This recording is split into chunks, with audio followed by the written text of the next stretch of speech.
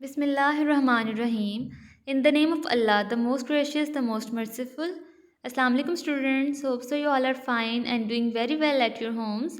Class 6, our topic for today is unit number 4, the Yellow Emperor's Flood. Today the date is 16th of December 2020 and the day is Wednesday, and class 6 our topic for today is the Yellow Emperor's Flood, which is given on your book page number 81. So open your English books page number 81 and let's start the reading. Chapter है हमारा the yellow emperors flood. ठीक है, yellow होता है जर्द, ठीक है, emperors होता है शहंशाह और फ्लड होता है सैलाब. तो हमारे चैप्टर का नाम क्या हुआ? जर्द शहंशाह का सैलाब. ठीक है, अब हम इस चैप्टर की रीडिंग स्टार्ट करते हैं. स्टूडेंट्स आपने बहुत गौर से सुनना है. इन एंशियंट टाइम्स, कदीम वक्तों में, ठीक है, एंशियंट टाइम्स की बात हो रही है, यानी कि बहुत ज़्यादा पुराने वक्तों की बात हो रही है. कदीम ज़माने में China knew the wrath of heaven, चीन में खुदा का गज़ब. रैथ ऑफ हेवन यानी कि खुदा का गज़ब, रैथ होता है गज़ब, ठीक है, इन the form of terrible all consuming flood. चीन में खुदा का गज़ब आया इन द फॉर्म, किस शक्ल में? ऑफ अ टेरेबल, बहुत ज़्यादा गज़बनाक, ठीक है, खौफनाक, एंड ऑल कंज्यूमिंग फ्लड, और सब कुछ तबाह कर देने वाले सैलाब की सूरत में चीन में खुदा का गज़ब जो है वो नाजिल हुआ. फॉर लॉन्ग, बहुत लंबे अरसे तक, द येलो एम्पर, जर्द शहनशाह जो था, रूलर ऑफ हेवन, जो कि आसमानों का हुक्मरान था, had been caused sorrow and anger, वो बहुत ज़्यादा गम और गुस्से का शिकार था. ठीक है, हैड बीन कॉज्ड, वो शिकार था, सॉरो होता है गम, एंड एंगर होता है गुस्से का, by the wicked ways of man on earth, by the wicked ways, बदआमालियों की वजह से, ऑफ मैन, लोगों की, ऑन अर्थ, जो कि ज़मीन पे रहते थे. ठीक है, हमने पढ़ा है इन एंशियंट टाइम्स, कदीम ज़माने में China knew the wrath of heaven, चीन में खुदा का गज़ब नाजिल हुआ, in the form of terrible all consuming flood, एक बहुत ज़्यादा खौफनाक और सब कुछ तबाह कर देने वाले सैलाब की सूरत में. ऑल कंज्यूमिंग होता है सब कुछ तबाह कर देना. ठीक है, फॉर लॉन्ग, बहुत लंबे अरसे तक, द येलो एम्पर, जो जर्द शहनशाह था, जर्द शहनशाह कौन था? रूलर ऑफ हेवन, जो कि आसमानों का हुक्मरान था, हैड बीन कॉज्ड, वो शिकार था, सॉरो, गम का, एंड एंगर, गुस्से का, by the wicked ways of man on अर्थ, लोगों की बदआमालियों की वजह से, जो कि ज़मीन पे लोग रह रहे थे, उनकी बदआमालियों की वजह से बहुत लंबे अरसे से जो जर्द शहनशाह था वो गम और गुस्से का शिकार था. एट लास्ट, आखिरकार, ही केम टू फील, उसको ये एहसास हुआ, दैट ओनली द सिवियरेस्ट पनिशमेंट, कि सिर्फ जो है सिवियरेस्ट पनिशमेंट यानी कि सख्त तरीन सज़ा, पनिशमेंट होती है बच्चों सज़ा, और सिवियरेस्ट होती है सख्त. ठीक है, वुड सक्सीड इन ब्रिंगिंग, उसको कामयाबी होगी, इन ब्रिंगिंग होता है लाना और सक्सीड होता है कामयाबी, द मॉर्टल वर्ड यानी कि दुनिया फ़ानी, फ़ानी दुनिया, यानी कि हम जो है एक मॉर्टल वर्ड में रह रहे हैं, ये दुनिया फ़ानी है, ये कभी भी ख़त्म हो जाएगी. ठीक है, बैक टू इट्स सेंसेस, इसको अपने हवासों में वापस लाने के लिए, सेंसेस होती हैं हवास, और बैक जो होता है वो वापस लेके आना. तो उसने क्या सोचा? एट लास्ट, उसने ये फील किया, महसूस किया, आखिरकार उसने ये महसूस किया, that only the severest punishment would succeed in bringing the mortal world back to its senses, कि सिर्फ सख्त तरीन सज़ा ही जो है ना वो इस फ़ानी दुनिया को इसके हवासों में वापस लेकर आ सकती है. And as the instrument of his punishment, और अपना जो सज़ा जो है उसने क्या मुंतखब की? पनिशमेंट होती है सज़ा, इंस्ट्रूमेंट होती है आलात.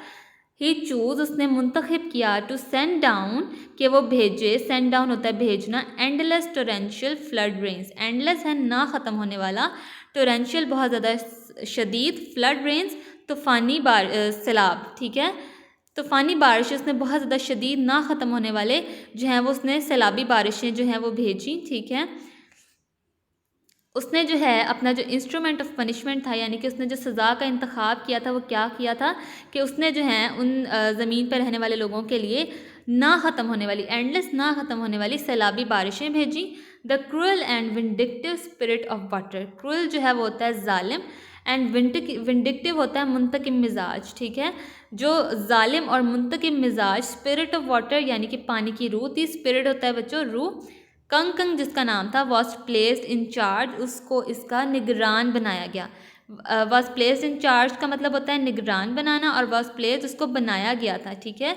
जो जालिम और मुंतकिम मिजाज रूह थी पानी की, जिसका नाम था कंगंग, उसको इस जो सैलाबी बारिशें जो उसके लोगों की तरफ भेजी गई थी उसको इसका निगरान बनाया गया था। Kang carried out his duties, Kang ने अपने फ़राइज़ को सरअंजाम दिया। ड्यूटीज़ होते हैं बच्चों फ़राइज़, कैरिड आउट होता है सरअंजाम देना, विदाउट बगैर मर्सी, बगैर किसी रहम के।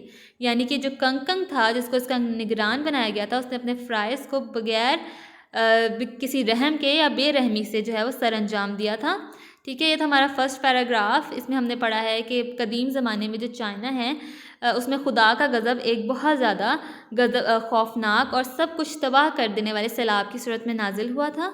बहुत लंबे अरसे से जो कि ज़र्द शहंशाह था, जो कि आसमानों का हुक्मरान था, वो लोगों की बदअमालियों की वजह से बहुत ज़्यादा गम और गुस्से का शिकार था, और आखिरकार उसने इस बात को महसूस किया कि बहुत ज़्यादा एक सख्त सज़ा ही इस फ़ानी दुनिया को अपने हवासों में वापस ला सकती है। और उसने सज़ा का जो इंतखाब किया था वो ये किया था कि इनको बहुत ज़्यादा ना ख़त्म होने वाली सैलाबी बारिशें जो हैं वो उनकी तरफ भेजी थी, और जो ज़ालिम और मुंतकिम मिजाज रूह थी पानी की, कंग को इसका इंचार्ज बनाया, यानी कि उसको इसका निगरान बनाया गया था।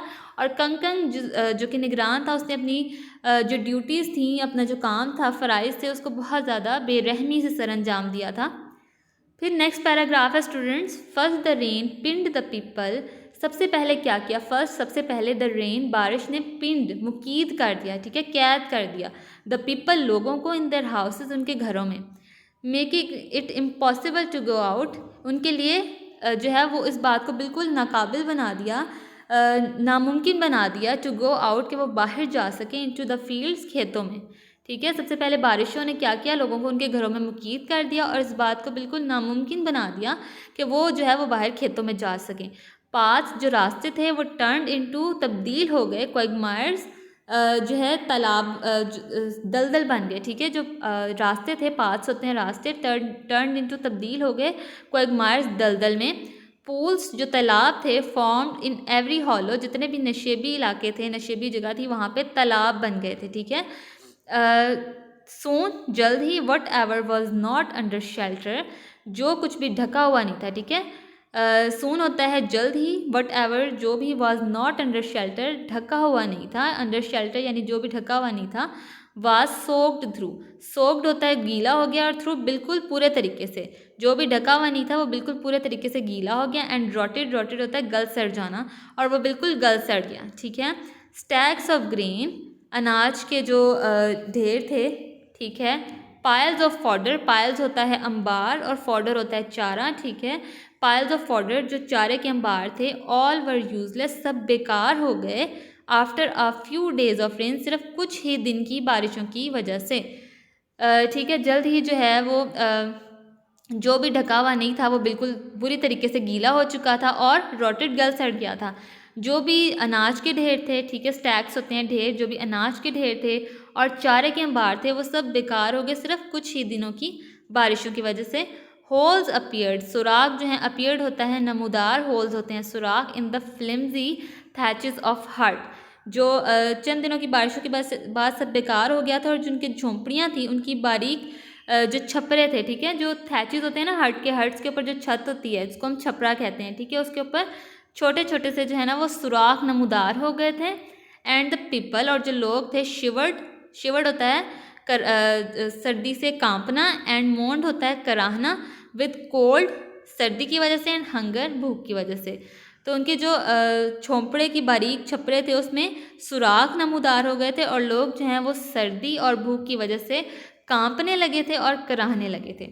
तो ये था हमारा सेकंड पैराग्राफ। इसमें हमने क्या पढ़ा है कि जो सैलाबी बारिशें उनकी तरफ आई थी उसकी वजह से सबसे पहले क्या हुआ था कि लोग अपने घरों में मुकीद होकर रह गए थे, और उनके लिए बिल्कुल नामुमकिन हो गया था कि वो बाहर खेतों में जा सकें। जो रास्ते थे वो बिल्कुल दलदल बन गए थे, और जो तालाब थे, जितने भी नशेबी इलाके थे, खोखले इलाके थे, उनमें तालाब बन चुके थे। जल्द ही जो कुछ भी ढका हुआ नहीं था वो बिल्कुल गीला हो गया था और गल सड़ गया था। जो अनाज के ढेर थे, ठीक है, इसी वजह से, बहुत ज़्यादा बारिशों की वजह से जो अनाज के ढेर थे और जो चारे के अंबार थे वो सब के सब बेकार हो चुके थे, और जो सुराख हैं वो झोंपड़ों की छतों में हो चुके थे और लोग जो हैं वो भूख और सर्दी की वजह से कांपने और कराहने लगे थे। ये थी स्टूडेंट्स हमारी आज की रीडिंग। आपने इसको डायरी में भी आपको क्या करना है, do reading of book page number 81 जो हमने आज रीड आउट किया है पेज 81। ठीक है, आपने उसको घर में भी रीड आउट करना है अच्छे से। और लेसन है हमारा द येलो एम्परर्स फ्लड। ठीक है, पेज नंबर है आपका 81, तो आपने इसको अच्छे तरीके से रीड आउट करना है कि स्टूडेंट्स। होप सो आपको समझ आ गई होगी। That's all for today. अल्लाह हाफिज़।